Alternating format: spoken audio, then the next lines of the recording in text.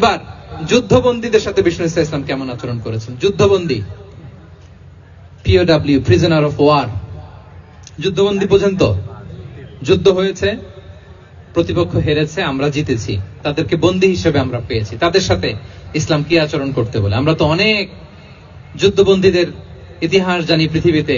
আবু গারিব কারাগারের কথা শুনেছি আমরা ইরাকে, ঠিক কিনা? হ্যাঁ, পশ্চিমারা কি নির্যাতন করেছে।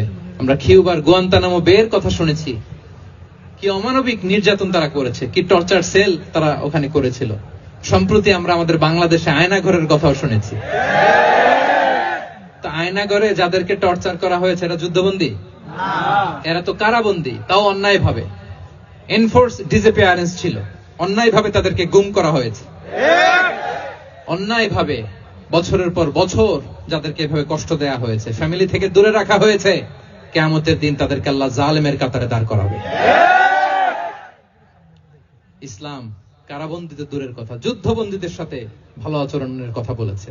আল্লাহ বলেন, ওয়ায়ুতঈমুনা আত-তাআমা আলা হুব্বিহি মিসকিনান ওয়া ইয়াতীমান ওয়া আসীরা।